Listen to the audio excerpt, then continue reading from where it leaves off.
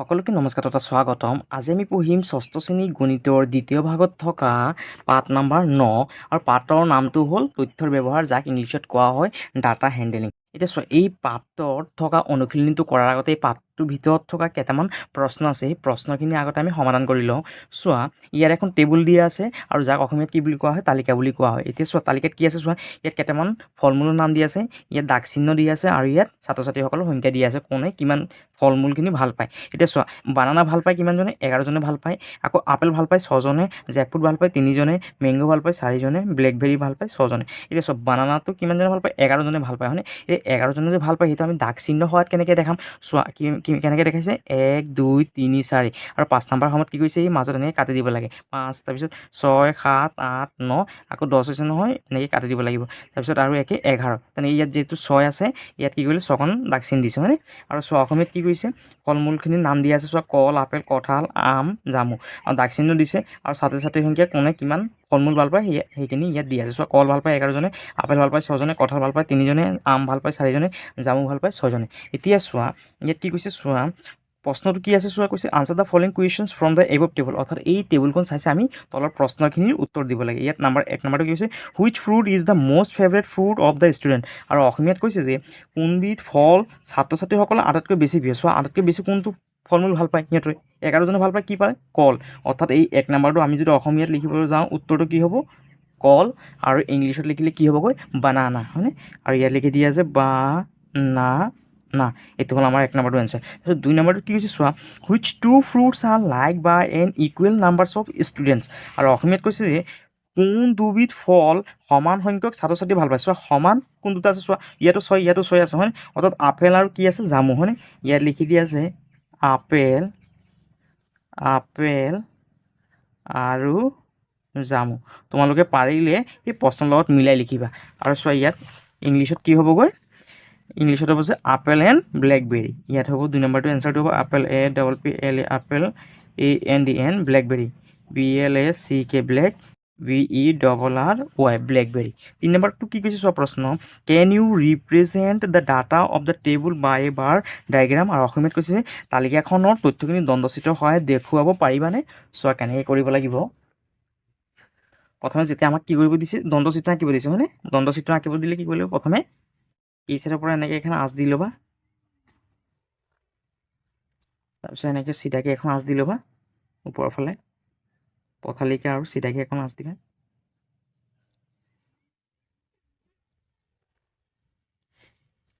এতিয়া চোৱা, ইয়াত কি কৈছে? চোৱা, ইয়াত কি কৰে? এতিয়া ইয়াত এই যে আমাৰ স্কেলপাত যে আছে, স্কেলপাতটো কি কৰে? এই যে চোৱা, ইয়াত 1 চেণ্টিমিটাৰ আছে নহয়, ইয়াত দাগখিনি দি লোৱা 1 চেণ্টিমিটাৰকৈ।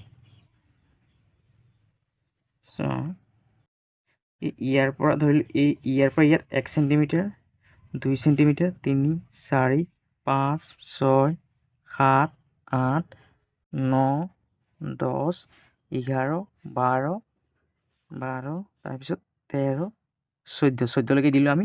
আৰু এতিয়া ইয়াত লিখি দিয়া যে ইয়াৰ পৰা ইয়াত 0 আছে, ইয়াত 0ৰ পৰা আৰম্ভ কৰে।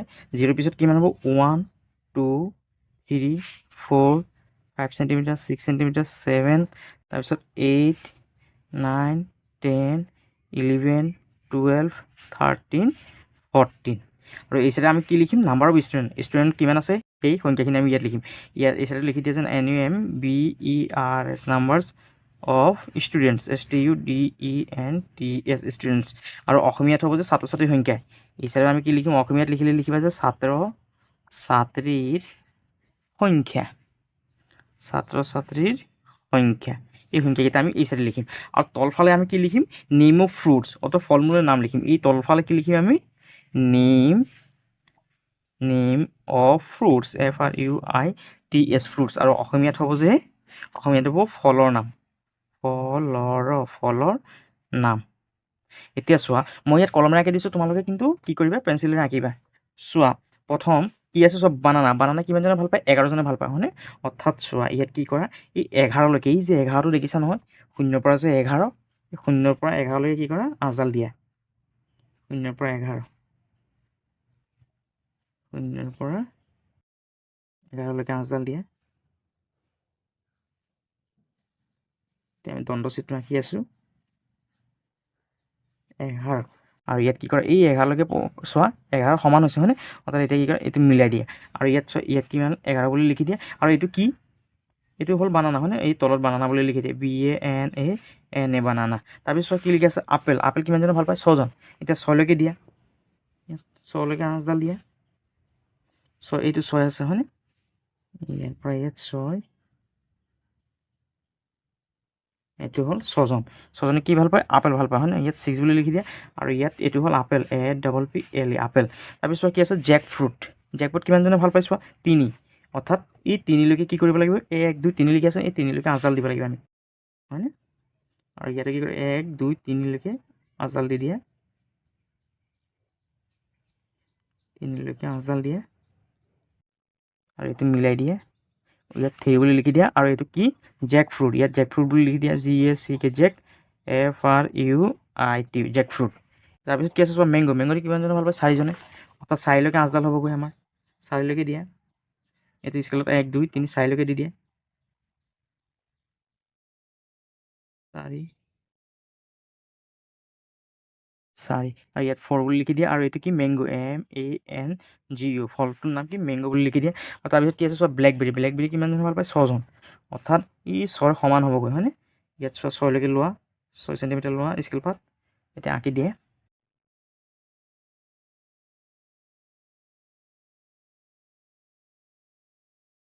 6 চেণ্টিমিটাৰ ইয়াত 6 বুলি লিখি দিয়া আৰু এইটো ফ্ৰুটটোৰ নাম কি আছে ব্লেকবেৰী, ইয়াত লিখি দিয়া যে black BLACK blackberry BERRY blackberry. আৰু এইখনেই হ'ল আমাৰ দণ্ডচিত্ৰ, আৰু দণ্ডচিত্ৰটো তোমালোকে যেতিয়া আঁকিবা তেতিয়া এটা কথা মনত ৰাখিবা ইয়াৰ যোনটো গেপ আছে মাজৰ গেপটো সদায় সমান ৰাখিবলৈ চেষ্টা কৰিবা, এইটোৱে হ'ল আমাৰ দণ্ডচিত্ৰ। ইয়াৰ পিছৰ পেজত চোৱা কি লিখা আছে চোৱা ইয়াত এখন তালিকা দি আছে কি লিখি আছে চোৱা following chart represent the distance covered by the numbers of student from their home to school, অৰ্থাৎ কিছুমান ল'ৰা ছোৱালী আছে আৰু সিহঁতৰ কি আছে ঘৰৰ পৰা স্কুলৰ যোনটো দূৰত্ব আছে সেইখিনি ইয়াত দি আছে তালিকাখনত। আৰু অসমীয়াত কি হৈছে চোৱা কৈছে নিজৰ ঘৰৰ পৰা বিদ্যালয়লৈ দূৰত্ব অনুযায়ী ছাত্ৰ ছাত্ৰীৰ সংখ্যা তালিকা এখনত দিয়া আছে, ইয়াত দূৰত্বটো দি আছে ইয়াত দাগচিহ্ন দি আছে আৰু ইয়াত ছাত্ৰ ছাত্ৰীসকলৰ সংখ্যাটো দি আছে। চোৱা ইয়াত কি হৈছে আধা কিলোমিটাৰৰ কম বা সমান এজন, অৰ্থাৎ কি আছে চোৱা ইয়াত কৈছে আধা কিলোমিটাৰ, অৰ্থাৎ ইয়াত দূৰত্বটো কি আছে চোৱা আধা কিলোমিটাৰ বা কম কিমানজন ল'ৰা ছোৱালী আছে 16জন, কৈছে আধা কিলোমিটাৰতকৈ বেছি কিন্তু 1 কিলোমিটাৰতকৈ কম থকা বা সমান কিমানজন ছাত্ৰ ছাত্ৰী আছিলে 12জন আছে, 1 কিলোমিটাৰতকৈ বেছি কিন্তু 2 কিলোমিটাৰতকৈ কম বা সমান কিমানজন ল'ৰা ছোৱালী আছে 10জন, আৰু ইয়াত কৈছে 2 কিলোমিটাৰতকৈ বেছি কিন্তু 3 কিলোমিটাৰতকৈ কম বা সমান কিমানজন আছে চোৱা 8জন।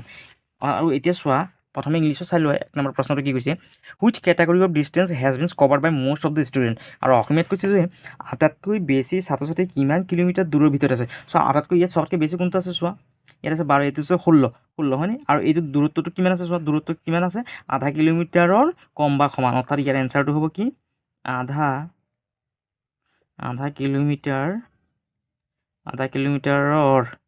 কিলোমিটাৰৰ কম বা সমান, এইটো হ'ল আমাৰ 1 নম্বৰটো আনচাৰ। আৰু ইংলিছত হ'ব যে এইটো less than LESS less THAN less than or equal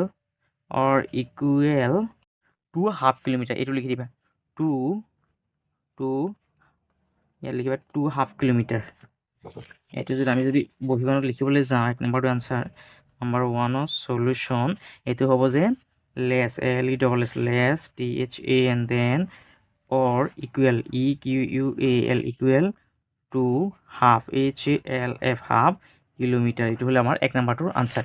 ইয়াৰ পিছত 2 নম্বৰটো কি কৈছে চোৱা what is the total numbers of students in the class, আৰু অসমীয়াত কৈছে যে শ্ৰেণীটোত মোৰ ছাত্ৰ ছাত্ৰীৰ সংখ্যা কিমান, চ' মোৰ ছাত্ৰ ছাত্ৰীৰ সংখ্যাটো কেনেকৈ উলিয়াম চোৱা এই যোনটো ছাত্ৰ ছাত্ৰী আছে এই ছাত্ৰ ছাত্ৰী গোটেইখিনি কি কৰে প্ৰথমে যোগ কৰি দিয়ে, তেতিয়াহ'লে আমাৰ কি ওলাই যাব কিমানজন ছাত্ৰ ছাত্ৰী আছে সেইখিনি ওলাই যাব। চোৱা এইটো কিমান আছে চোৱা 16ৰ লগত যদি আমি যদি কি কৰোঁ 12টো যদি যোগ কৰোঁ কিমান হ'ব 16 আৰু 12 কিমান হ'ব 28 হ'ব, 28ৰ লগত 10 যদি যোগ কৰোঁ 28 আৰু 38ৰ লগত যদি আমি যদি 8টো যদি যোগ কৰোঁ কিমান হ'ব 46, অৰ্থাৎ মোৰ ছাত্ৰ ছাত্ৰী কিমান হ'বগৈ আমাৰ এইটো 2 নম্বৰটো ইয়াত 46 লিখি দিয়া আৰু ইয়াত কি কৰে এই 2 নম্বৰটো ইয়াতো 46 হ'বগৈ, এইটো হ'ল 2 নম্বৰটো আনচাৰ। তাৰপিছত 3 নম্বৰ কি কৈছে চোৱা what is the total numbers of students who are within the distance of less than 2 kilometre and 3 kilometre, আৰু অসমীয়াত কি কৈছে চোৱা 2 বা 3 কিলোমিটাৰ দূৰত্বৰ ভিতৰত মুঠ কিমানজন ছাত্ৰ ছাত্ৰী আছে, 2 বা 3 কিলোমিটাৰ দূৰত্বৰ ভিতৰত 2 বা 3 কিলোমিটাৰ দূৰত্বৰ ভিতৰত কৈছে ইয়াত কি কৈছে চোৱা 2 কিলোমিটাৰতকৈ বেছি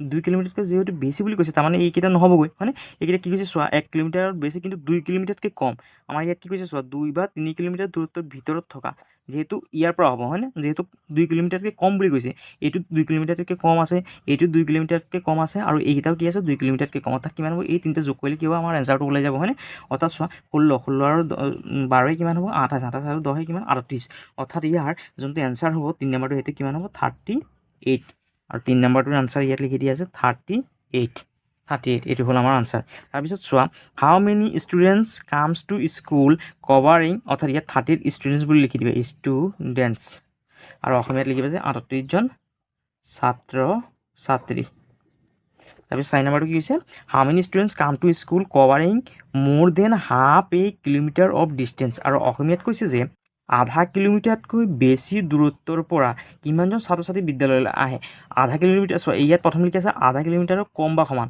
কৈছে আধা কিলোমিটাৰতকৈ বেছি হ'ব লাগিব কিন্তু ইয়াত কৈছে কম বা সমান তাৰমানে এইকেইটা নহ'বগৈ আৰু এইকেইটা হ'বগৈ হয়নে বাকী চোৱা এইখিনি কি আধা কিলোমিটাৰতকৈ বেছি আহে এইটো 1 কিলোমিটাৰ বা 2 কিলোমিটাৰতকৈ কম আৰু ইয়াত 2 কিলোমিটাৰতকৈ বেছি হয়নে অৰ্থাৎ এই তিনিটা যোগ হ'বগৈ ইয়াত চোৱা কিমান হ'ব 12 আৰু 8 কিমান হ'ব 20 আৰু 10 কিমান 30 অৰ্থাৎ ইয়াত লিখি দিয়া আছে 30 অৰ্থাৎ 30জন ছাত্ৰ ছাত্ৰী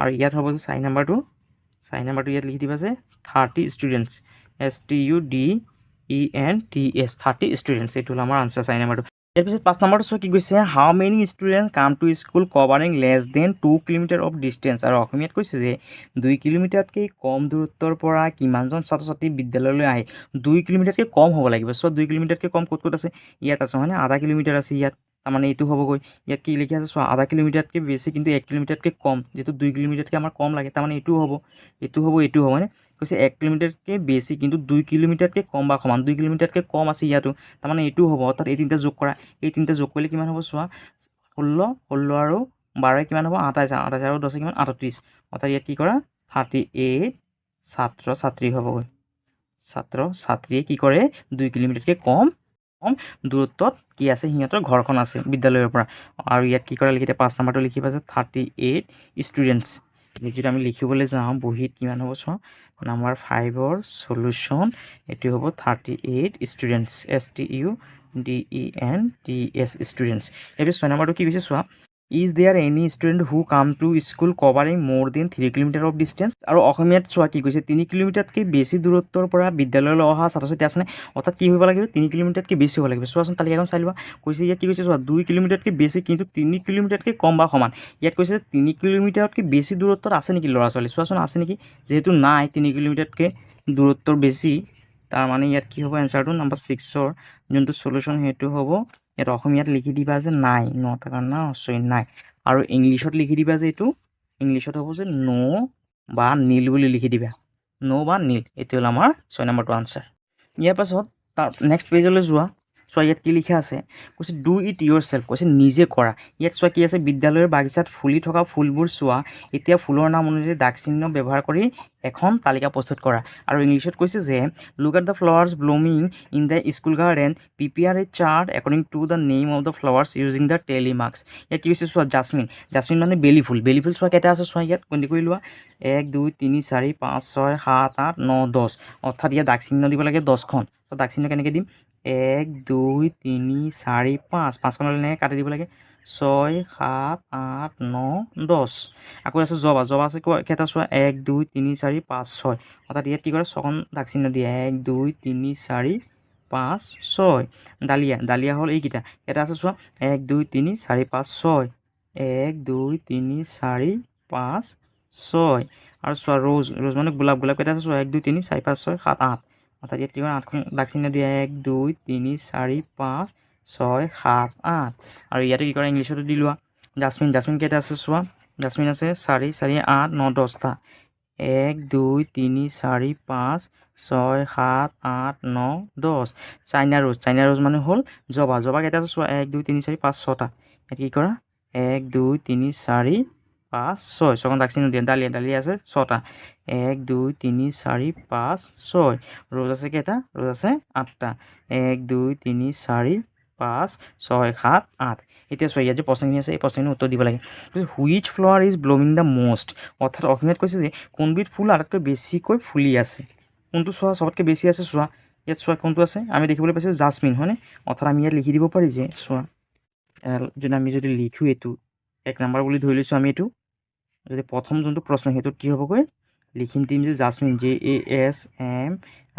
JASMIN jasmine flower FLOWER jasmine flower is blooming BL প্ৰশ্নটোৰ পৰা মিলাই লিখি দিয়া BLOOMING blooming the most MOST most আৰু অসমীয়াত কি কৈছে চোৱা কোনবিধ ফুল আটাইতকৈ বেছিকৈ ফুলি আছে আমি লিখি দিম যে অসমীয়াত হ'লে লিখিবা যে আটাইতকৈ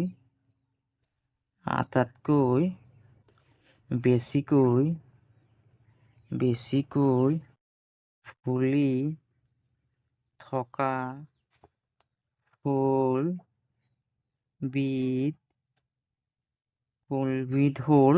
ফুলবিধ কি হ'ব বেলি ফুল হয়নে বেলি ইয়াত লিখি দিয়া আছে বেলি এইটো হ'ল আমাৰ আনচাৰ এ নাম্বাৰটো ইয়াৰ পিছত চোৱা 2 নম্বৰটো কি কৈছে which flower is blooming the least আৰু অসমীয়াত কি কৈছে চোৱা কোনবিধ ফুল আটাইতকৈ কমকৈ ফুলি আছে চোৱা চবতকৈ কম কোনটো আছে চোৱা আমাৰ ইয়াত কি আছে চোৱা এইটো চবতকৈ বেছি ইয়াতো চোৱা 8টা আছে ইয়াত আছে 6টা ইয়াত আছে 6টা অৰ্থাৎ চাইনা ৰ'জ আৰু কি হ'ব ডালিয়া অৰ্থাৎ আমি এইটো তাৰপিছৰটো এনচাৰটো হ'ব লিখিবা যে China rose CHIN China ROS rose and dahlia DAHLIA dahlia is blooming BLOOMING blooming এইটো প্ৰশ্নৰ পৰা লিখি দিয়ে is blooming the least LEAST list আৰু অসমীয়াত হ'লে লিখিম যে কোনবিধ ফুল আটাইতকৈ কমকৈ ফুলি আছে ইয়াত লিখি দিয়া আছে আটাইতকৈ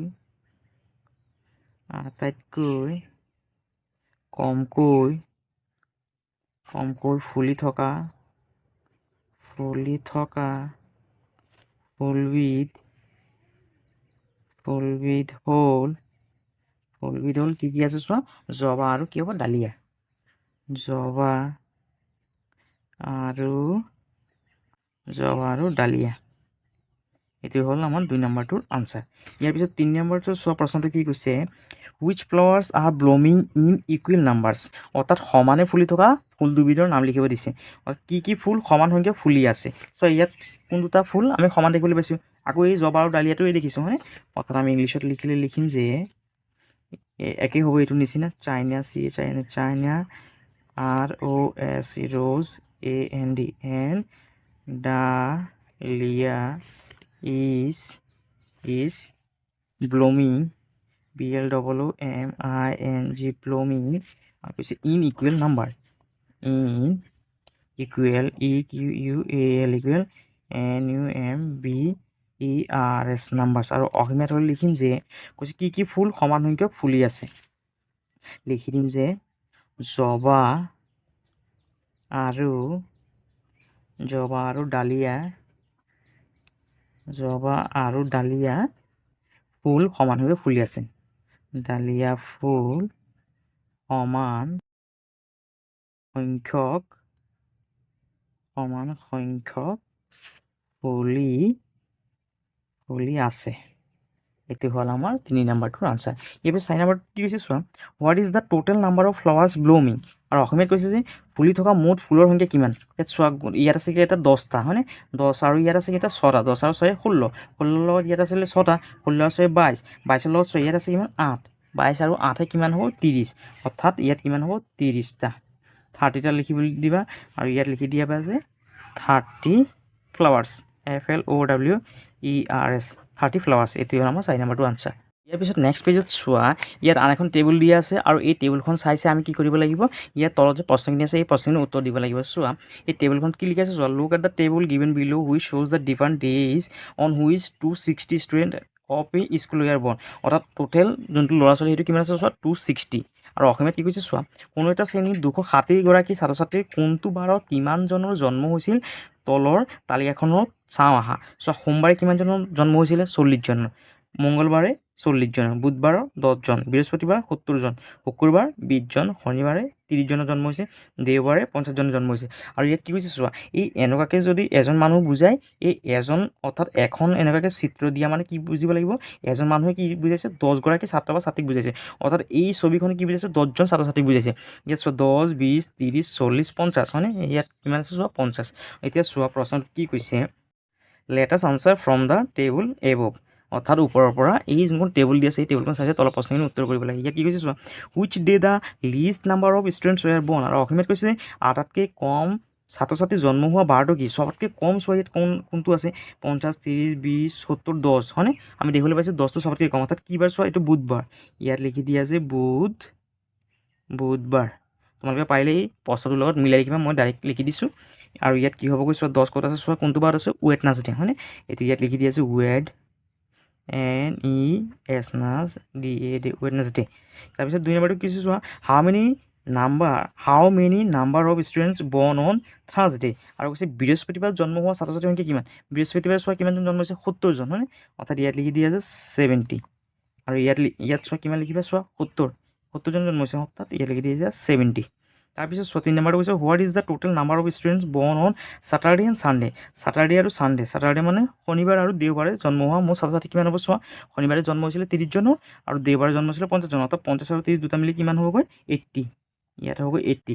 আৰু অসমীয়াত কি কৈছে, শনি আৰু দেওবাৰে মোৰ কিমানজন ছাত্ৰ ছাত্ৰী জন্ম হৈছিল, ইয়াত হ'ব কিমান 80, 50 আৰু 30 মিলালে কিমান 80। তাৰপিছত 4 নম্বৰটো চোৱা কি কৈছে, on which 2 days equal number of students were born, আৰু অসমীয়াত কৈছে যে সমান সংখ্যক ছাত্ৰ ছাত্ৰী জন্ম লাভ কৰা বাৰ দুটা কি কি, ইয়াত চোৱা সমান কি কি আছে চোৱা, সমান এই ইয়াত দেখিছোঁ আমি যে 40 এই দুটা সমান হৈ আছে হয়নে, আৰু চোৱাচোন আৰু নাই হয়নে, তাৰমানে বাৰকেইটা কি হ'ল, সোমবাৰ আৰু মংগলবাৰ, ইয়াত লিখি দিয়া যে সোমবাৰ আৰু মংগলবাৰ। চ' ইয়াত সমান কি আছে, 40 দুটা সমান আছে হয়, আৰু বাৰ দুটা কি হ'ব, মানডে এণ্ড টুইজডে, ইয়াত লিখি দিয়া আছে Monday Monday and Tuesday TUESDAY Monday and Tuesday. তাৰপিছত চোৱা 5 নম্বৰটো কি কৈছে চোৱা, কৈছে how many more or less number of students were born on Thursday than on Tuesday, অসমীয়াত কৈছে বৃহস্পতিবাৰে জন্ম লাভ কৰা ছাত্ৰ ছাত্ৰীৰ সংখ্যা মঙলবাৰে জন্ম লাভ কৰা ছাত্ৰ ছাত্ৰীৰ সংখ্যাতকৈ কিমান বেছি বা কম। চোৱা বৃহস্পতিবাৰে কেইজন জন্ম হৈছে চোৱা, বৃহস্পতিবাৰে জন্ম হৈছিলে 70 জনৰ, আৰু চোৱা কি কৈছে মঙলবাৰে জন্ম হৈছে কিমান চোৱা, মঙলবাৰে জন্ম হৈছে কিমান 40 জন, অৰ্থাৎ চোৱা এই 70ৰ পৰা যদি আমি 40টো যদি কি কৰোঁ বিয়োগ কৰি দিওঁ তেতিয়াহ'লে কিমান থাকিব 30, অৰ্থাৎ কি হৈছে চোৱা এই মংগলবাৰতকৈ বৃহস্পতিবাৰত কি হৈছেগৈ 30 জন ল'ৰা ছোৱালীৰ বেছিকৈ কি হৈছে জন্ম হৈছে, অৰ্থাৎ ইয়াৰ এনচাৰটো হ'ব কিমান 30, আৰু ইয়াতো লিখি দিয়া 30 ষ্টুডেণ্টছ,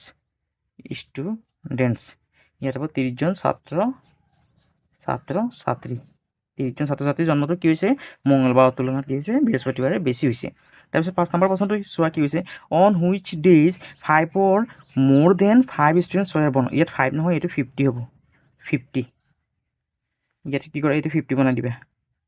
50 বা 50তকৈ বেছি সংখ্যক ছাত্ৰ ছাত্ৰীয়ে জন্ম লাভ কৰা বাৰকেইটা কি কি, চোৱা 50 বা 50তকৈ বেছি কি কি আছে চোৱা, এইটো 50 চোৱা ওপৰৰ পৰা চাই আহা, ইয়াত 40 আছে, এইটো নহ'ব, এইটো হ'বগৈ বৃহস্পতিবাৰ হয়নে, যিহেতু 50তকৈ বেছি আছে এইটোত, ইয়াত লিখিবা যে বৃহস্পতিবাৰ। তাৰপিছত চোৱা এইটো নহ'ব আৰু কি আছে চোৱা দেওবাৰ, যিটো 50ৰ সমান আছে হয়নে, অৰ্থাৎ লিখি দিয়া আছে দেওবাৰ। আৰু অসমীয়াটো কি লিখিম চোৱা, এইটো কি থাৰ্ছডে THURSDAY থাৰ্ছডে, এণ্ড আৰু এটা কি হ'ব ছানডে SUNDAY ছানডে। এইকেইটা হ'ল আমাৰ আনচাৰ। ধন্যবাদ।